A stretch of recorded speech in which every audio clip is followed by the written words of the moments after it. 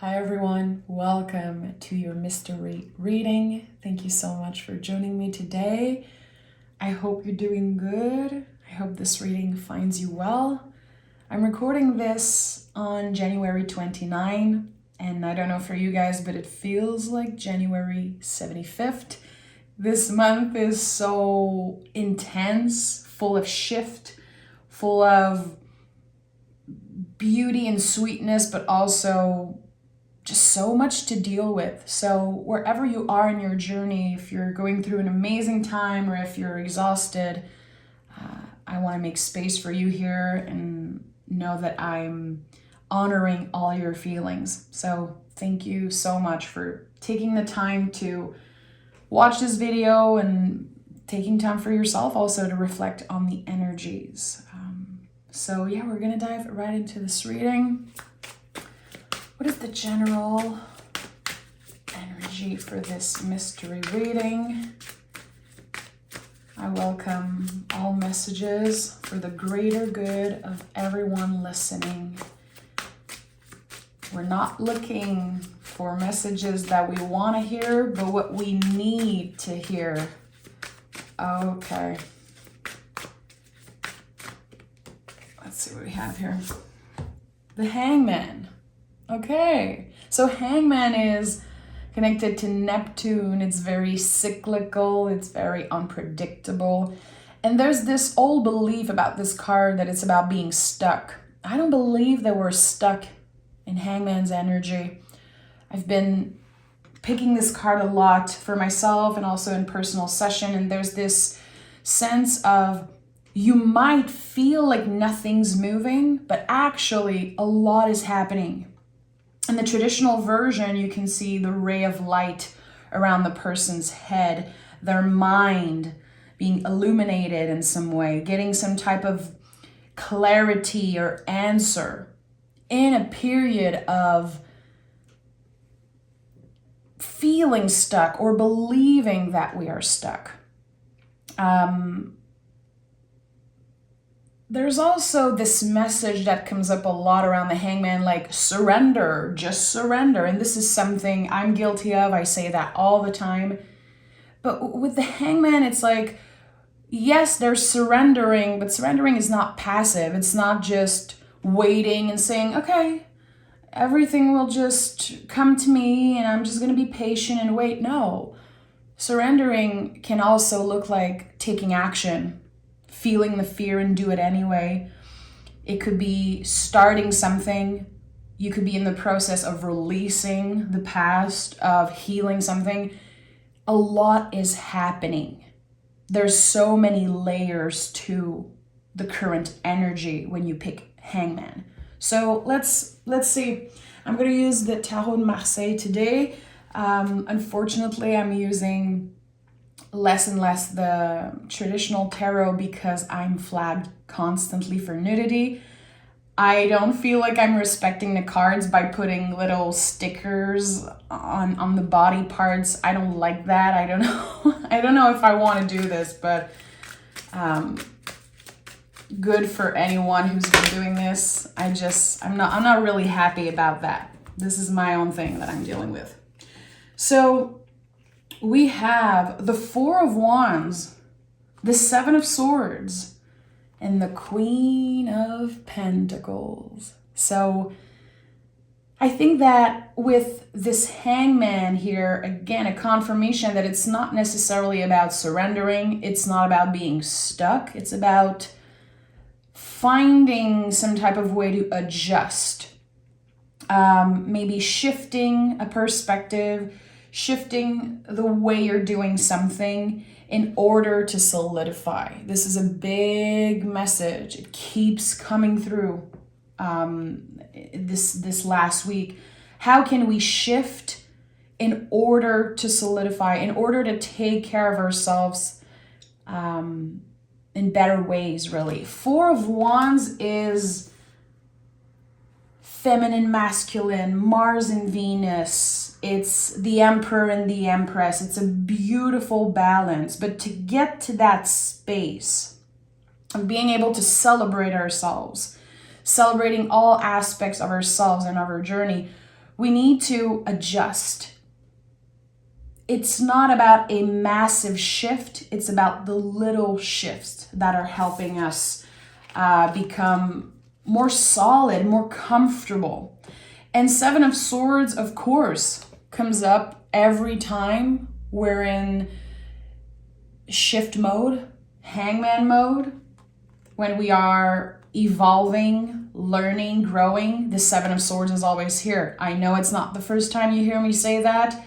This card comes up in almost every reading because the Seven of Swords is the lies that your mind, your ego, your nervous system is telling you. You're not good enough. You're stuck. You feel that way, so you must be failing. No one understands you. There's something wrong with you. All of those things that can come up. And the Queen of Pentacles is like, okay, when your mind is going into that place and when you are challenged in that way, can you stay present? And can you remember that magic, sweetness, all of those things, they live within you? That's the power of the Queen of Pentacles.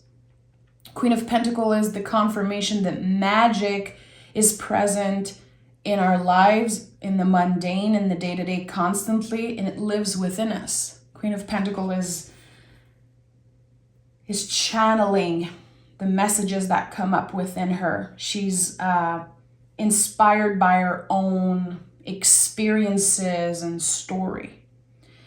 So again, this message of can you stay present even when things are not moving in the way you would want them to move.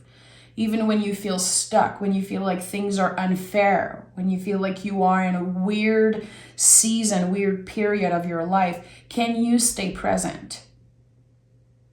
Are you disassociating? Are you blaming the universe, blaming other people, blaming yourself also?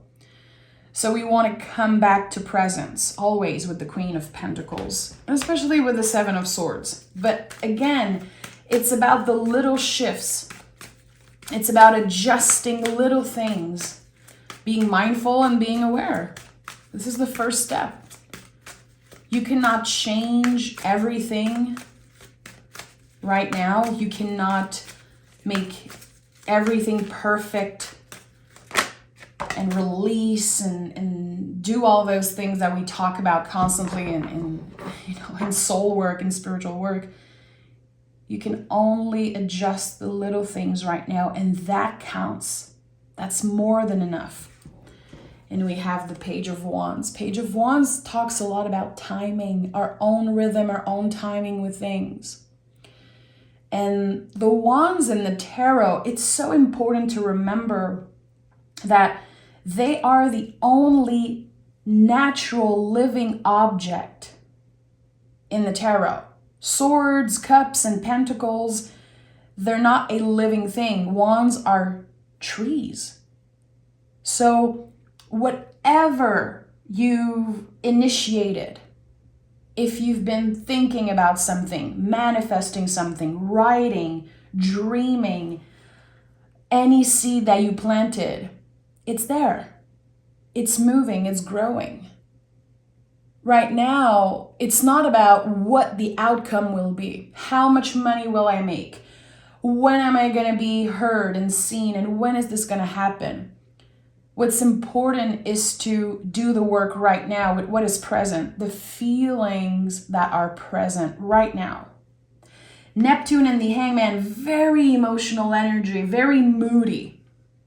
But still, when we're thinking about Pisces, we have to try and channel the clarity of Pisces, the psychic clarity of Pisces, to go beyond what is obvious, to go beyond the need to have a number, an amount of money, a clear confirmation from the universe. It's like, can you honor what is here?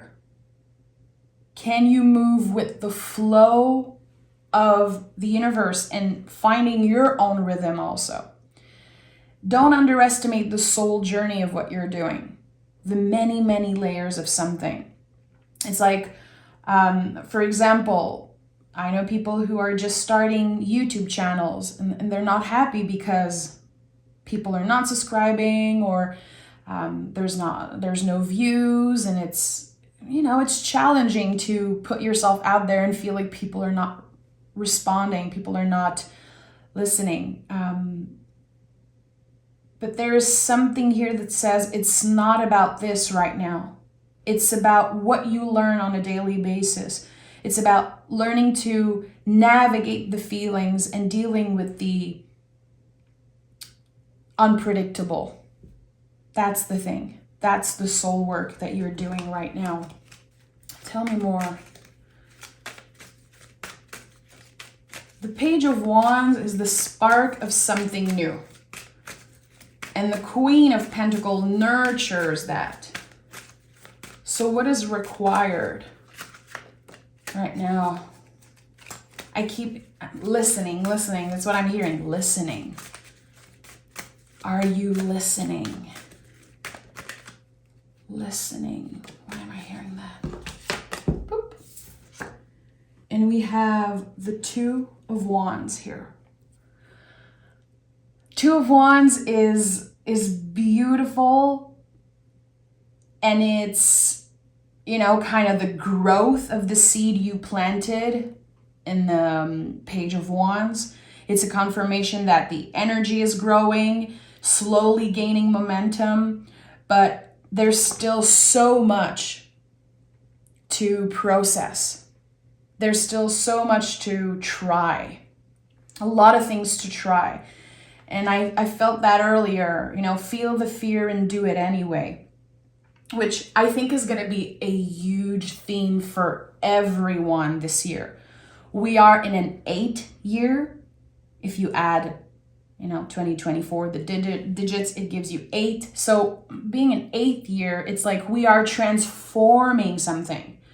We are the alchemist this year, more than ever. So the things that you used to not like about yourself, the things that are very hard to control, very hard to accept about your moods, about, again, the fact that we're all cyclical beings, we're all trying to adjust and find some type of rhythm. It's part of the process. And we are going to be creating a lot of good stuff, a lot of beauty, and a lot of abundance and success through working with those fears, working with those blockages. We don't want to just ignore the things that we don't like about ourselves, or ignore the times where we failed or the challenges. We want to work with them. This is the collaboration. If you think about the traditional number 8 major arcana in the tarot, the Strength card, and how this woman is, kind of controlling the lion, controlling the beast. That's it. It's like we're working with our inner demons. We're working with timing and passion. It's like the good, the bad, the ugly. How can we be the alchemist and play with all of that? And the first thing that's coming up for me here is vulnerability. When you are a business owner, for example, or when you are trying to get out there and try something new, whatever you want to do or you're doing, it requires a lot of vulnerability. And sometimes we don't want to talk about our failures. We don't want people to know. There's this grind culture.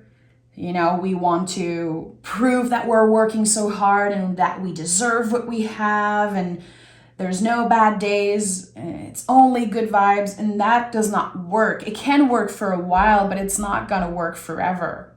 So here, the fact that I'm not seeing any cups, I don't see much water, I know there is something that invites you into vulnerability. And that helps you stay present, to be like, okay, I'm feeling shame right now. I'm feeling like I suck at what I do. I'm feeling like people don't care, or that I'm never going to get the success that I want. sometimes we're scared of not only showing vulnerability, but also we're scared that if we say those things, they're going to manifest, they're going to become real. Your feelings are real. You're allowed to talk about them. You're allowed to show that part of yourself to the world. It doesn't make it more real. It makes you more relatable. It's a good thing to exteriorize all those things and be like, okay, now I feel less alone. I share about my vulnerabilities and people are connecting. Or I feel like I have this burden kind of lifted off me. So there's a lot of beauty in showing that part of yourself, and that could be something that you're working with right now. Again, with the 8 energy, we're going to have to acknowledge our fear and make space for the feelings that are real. They might not be the truth, but they're very real. Tell me more about this. Tell me more about this. And we have the 10 of Wands. So you're in the process of releasing all of that. But the 10 of Wands is not just releasing everything. It's about putting the wands down for a moment and saying, okay, can I hold the wands differently? Can I delegate? Can I ask for help? Is there something that I need to share? Do I feel alone right now in this journey? What would I need? You can ask yourself that, like, what do I need right now? And you can give yourself the time to think about that. You don't owe anyone a quick answer. Give yourself the time. What do I need? What would make it easier for me to navigate this period of uncertainty? What would make it easier? Just a little bit, even if it's 1%. And sometimes it's about, again, holding the wands differently, meaning doing small adjustments. Do you need to delegate? Do you need to ask for help? Do you need to pause? Do you need to work on your energy levels because you want to work more, you want to do more? It's different for everyone. There's not just a one quick answer. Tarot is never like that. If you pick a card and you feel like you have all your answers, you know, if a tarot reader picks a card and they're like, everything's going to be perfect, no worries. This is not how it works. Every card connects to a whole spectrum of feelings and possibilities. So what are the things that need adjusting in your life? If we can just start with that without trying to find a solution.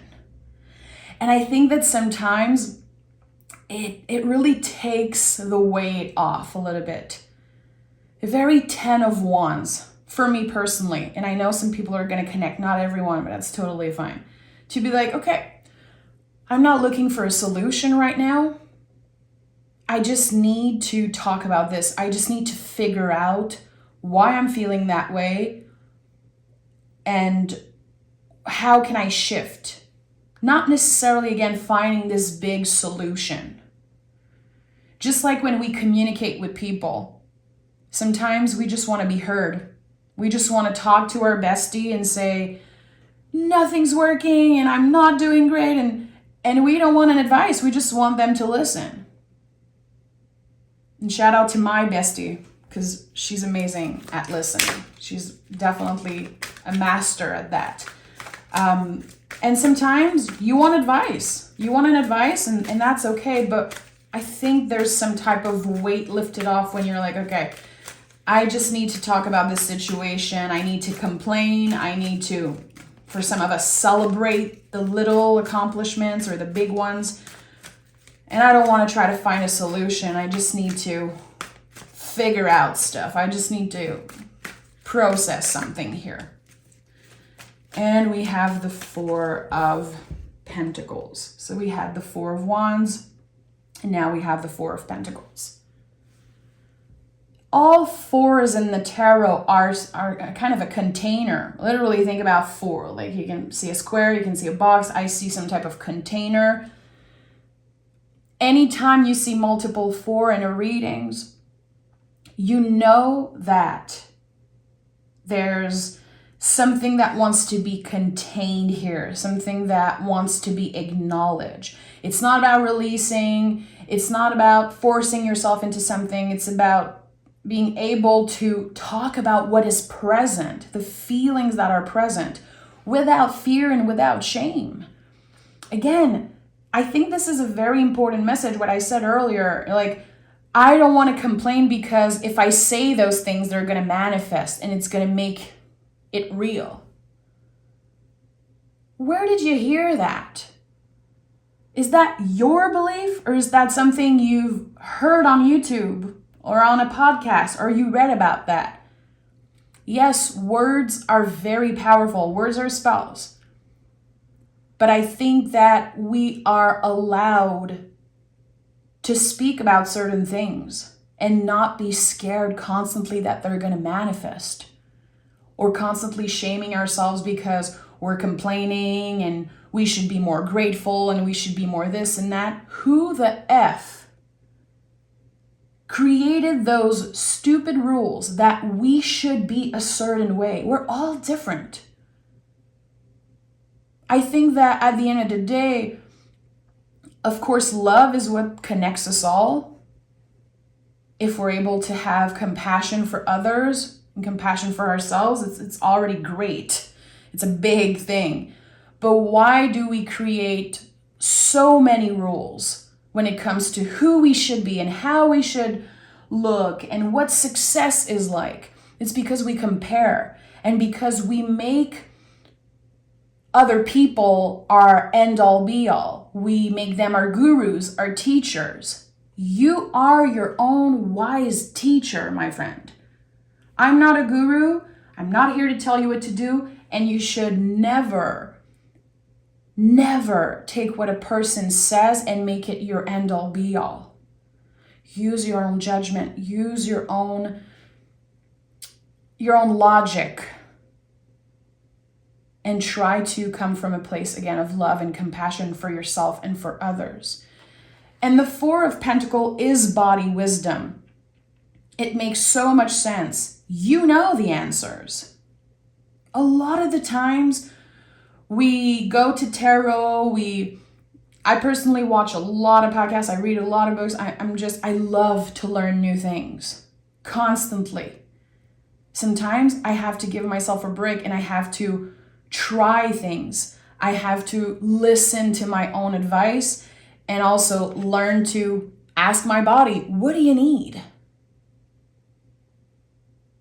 And breaking the rules that we create for ourselves, the rules that, again, we've heard someone say this and that on a spiritual podcast or whatever, and we're like, well, I must be a bad person if I don't follow this, or that person said I was supposed to do it like that. Yeah, but what do you want? What feels right for you?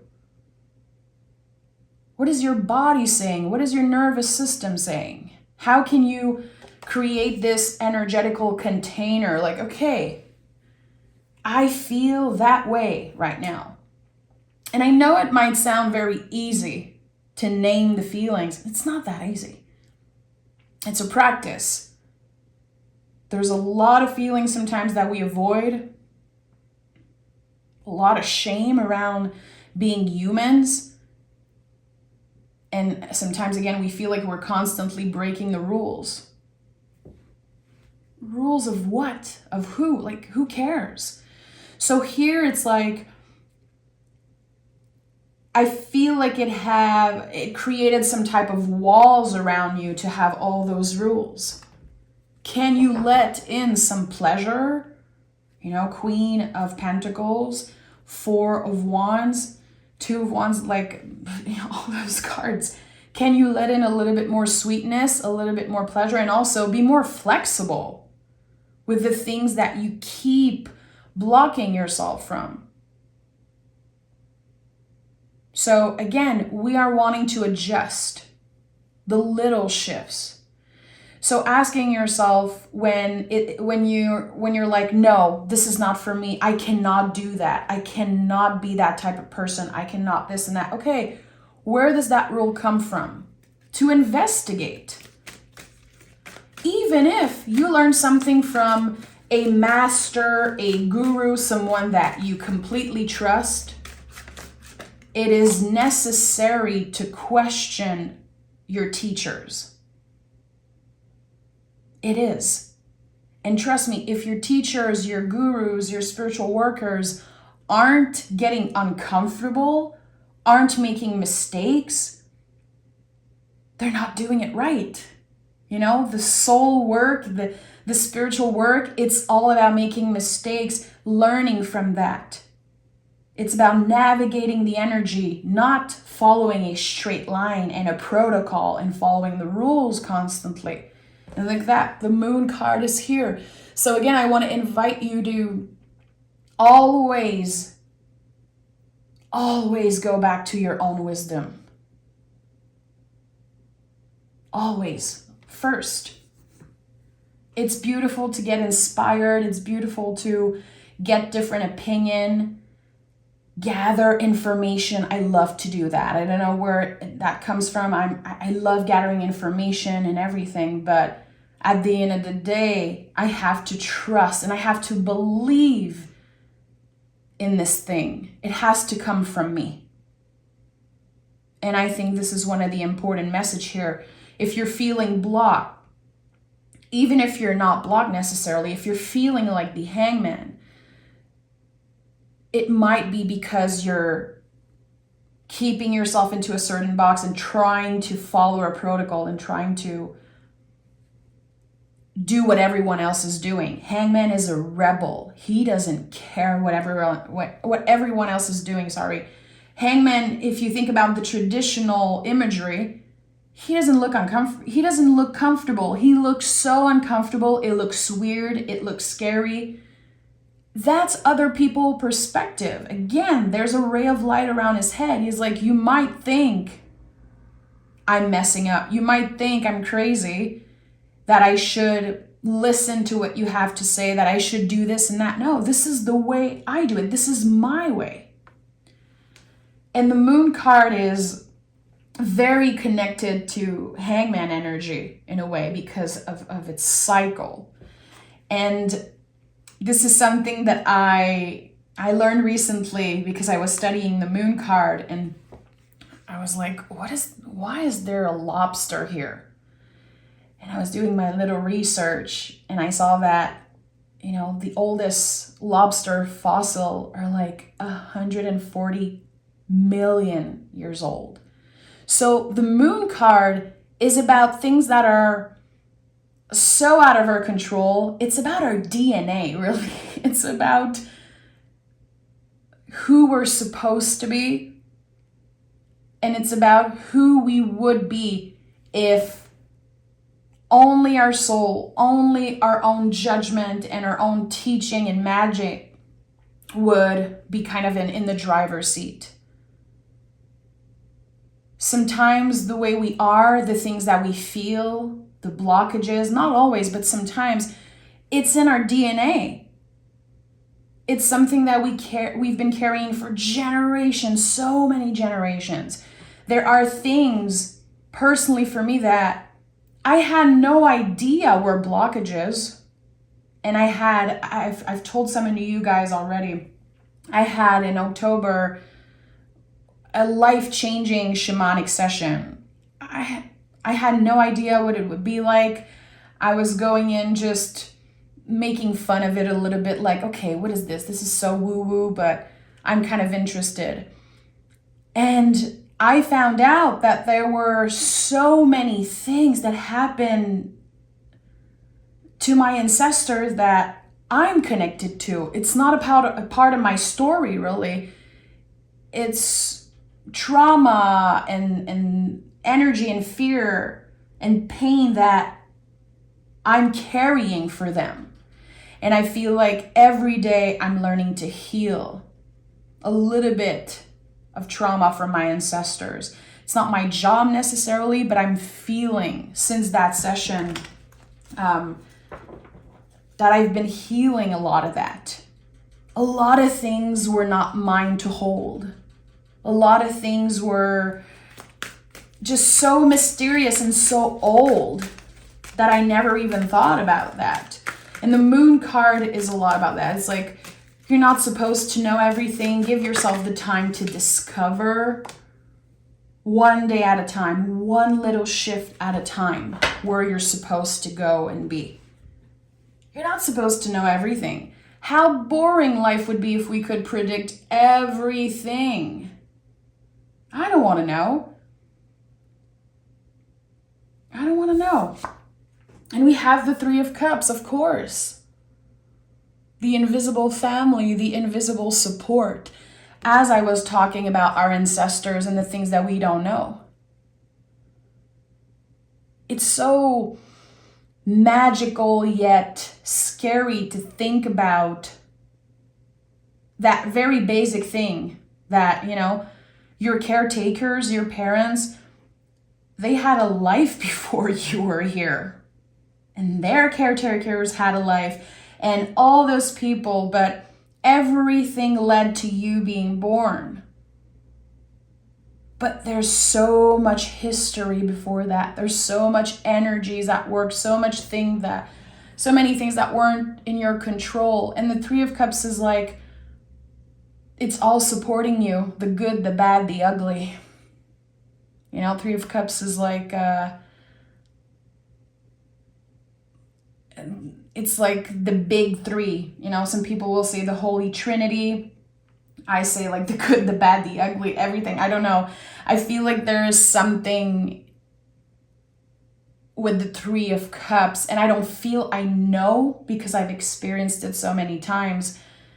This card is about trusting the process. It's validating the feelings. It's containing the feelings. It's like, yeah, you don't know what's next. No one knows. No one knows. We all have no idea what the future holds. Even the people that promise you that they can read your future, that they know everything that's happening with the world. It's not true. The future isn't fixed. It's the biggest lie we've been told, is that we can predict the future, because we cannot. Everything can shift. Everything shifts in every second, every moment. But can you trust what's here? Can you come back to this present moment, come back to yourself and give that to yourself? Like, hey, we've made it here. I've made it here. Through all the heartbreaks, through all the trauma and the pain and the good, the bad, the ugly, I'm still here.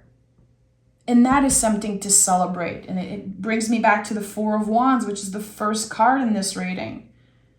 This idea of celebration, celebrating life for what it is. It's not just a party, it's not just fun. And we all know it's not just pain and it's not just suffering. It's a big part of life. But there's so much contained in it. How can we predict? How can we be so obsessed with predicting the future and ignore what's in front of us? And I've said that in a previous reading, I think last week, and I got so many comments about it. So many people saying, oh, wow, I finally understand. How can you read tarot and not look at the present moment? How can you read for the future but not prepare for it in the present moment? Makes no sense. Zero sense. The only thing that can help you navigate the future with ease, a little bit more ease, is reflecting on the present moment. And that's why I'm so passionate about that. And Hangman is a lot about that also, if you think about it. Sometimes we feel stuck, like, I wish I knew the future. I wish I had a confirmation from my guides in the universe that I will be with that person. I will have that success. I will have this body that I want and this and that. You're not supposed to know. Because if you knew, you wouldn't make the effort. If you had this confirmation, which again makes no sense if you think about it, you would not have that drive to discover the future for yourself, to create and build that future for yourself. So moon card, hangman, all of those cards that are connected to the moon and the cycles of intuition and the cycles of being a human. This is it. It wants you to remember that there's a reason why you don't know and that there's beauty contained in that. So a lot of food for thoughts here. I love to go deep in the readings, and I'm not here to give you instant gratification. I don't like it. I think it's not respecting the tool that is tarot, this ancient, magical, precious tool that I love with all my heart. I don't think it's respectful for the audience and for myself and the tool to just give that instant gratification. So shout out to all my lovely collaborators and YouTubers and spiritual workers, tarot readers that are doing their own thing, regardless of the views, regardless of the success or not.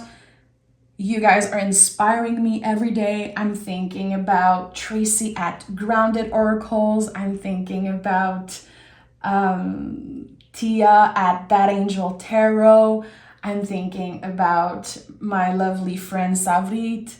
And so many of you guys that I see, I read your messages, I go to your channel, YouTube channel, I watch the things that you do, and I'm so inspired by your authenticity. And I hope that there's this rebirth happening with tarot readings on YouTube. I really hope. Okay, we have Soul Family. Oh, that's so nice. You are not alone. It's time to reach out for support. Show up, unite, and uplift. Good. I just uplifted my tarot folks out there, my people. Some of them. I wish I could shout you all out, but I'm going to be here for 2 hours. So, yeah, reaching out for support. How can you make life 1% easier today for you? Just 1%. Asking for help, sharing something. I mentioned earlier, sometimes we just need to talk and not receive any advice in return. Can you be a little clearer with what you're needing? Can you be 1% more confident? Try at least to get out there, ask for help, feel the fear and do it anyway. As we talk, contain those feelings. Giving yourself a freaking break when life is slow, when you feel like you are in the hangman's position. Sometimes we need to reach out for a little bit more support. We need to, last week, and I deleted it now, but I shared on my community post a vulnerable message, and I got a lot of hate for it. And I got so much love in return, and people saying, I feel so seen. I know I'm not alone. Thank you for being so vulnerable. Thank you for sharing that. But at the end of the day, it was kind of me reaching out. I needed a little bit of love, and I did not know how to ask for it. I did not know who I could reach to. So I made that post, and so many people reached out after, and so many people felt uplifted and supported. And I felt in that moment that we were all united. In this moment of me saying, I'm not perfect, I'm not doing great, I'm very triggered by hate comment on YouTube, I don't know if I want to keep doing this, and reading all of the messages was like, wow, okay, I remember now why I did this. It's okay sometimes to forget. You're human. It's okay sometimes to fall off track and forget who the F you are and forget why you do this in the first place. It's okay. But if you learn to reach out again and find that 1%, 5% support, making your life a little bit easier, taking up a little bit more space, I think it could be so beneficial, especially if it's uncomfortable, you know? So remember, the hangman looks very uncomfortable, but so much is happening in that position. So many layers, things that we cannot explain and things that we're not supposed to be able to put words on it. At the end of the day, some feelings are kind of impossible to put into words, and that's okay. That's okay. I'm sending so much love your way, and to anyone who watched till the end, thank you so much. That means a lot. To everyone who's been supporting, liking, and just your presence here. Even if you don't talk, even if you don't like, I appreciate it. And thank you for reminding me constantly why I do this. And you really being my soul family in this moment. So thank you guys. Take care.